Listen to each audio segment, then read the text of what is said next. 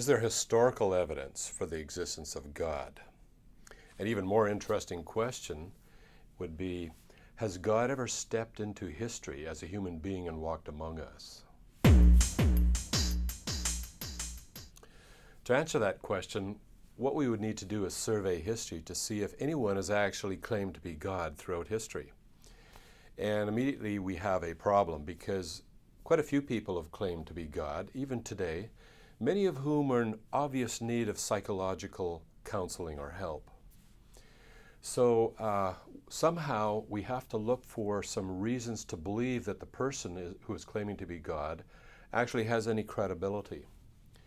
Now there is one person in history who has remarkable credibility, who actually was able to provide us good rational justification for taking his claim to be God seriously. Now, one of the things that historians in the field unanimously or nearly unanimously grant about Jesus of Nazareth is that he regarded himself as God's representative to humanity, that he was God walking among us. So we can ask him the same question. What reason do we have to believe he was telling the truth? And for Jesus of Nazareth, there are two remarkable things that are unique in human history. First of all, he fulfilled ancient prophecies about himself that were recorded in a book that was accessible to anybody at the time that stated that the Messiah would come when he would arrive in Jerusalem, that he would be executed, that God himself would one day be valued at 30 pieces of silver, and so forth. So this is the only case we have in history where you will have dozens of prophecies made for hundreds and even thousands of years beforehand pertaining to an historical figure who actually shows up in history and fulfills those prophecies. That is unique in human history and gives Jesus of Nazareth unique credibility for taking his claim to be God seriously. But there's one more reason too that we should take his claim to be God seriously.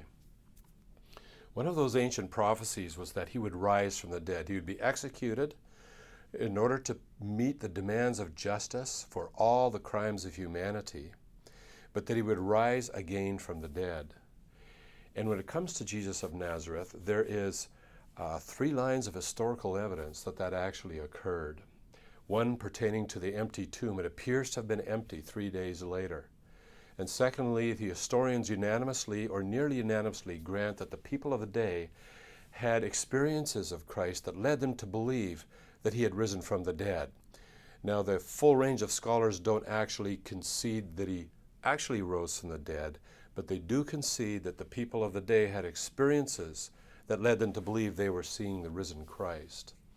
So there is one historian, Michael Licona, who has done an historiographical analysis on some of these bedrock historical facts surrounding Jesus of Nazareth. And by bedrock historical fact, I refer to facts that are unanimously or nearly unanimously granted by the full range of scholars in the field, from atheists, agnostics to theists. And he performed this historiographical analysis on the theory that he actually rose from the dead, as well as all the other existing theories circulating at the moment in the academic world to explain why it is that these people claim to have seen him risen from the dead.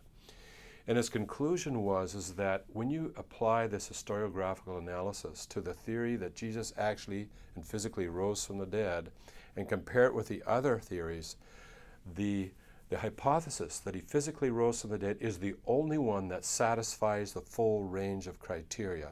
And on the basis of this, we can conclude that we have very good and impressive historical evidence that Jesus of Nazareth actually physically rose from the dead.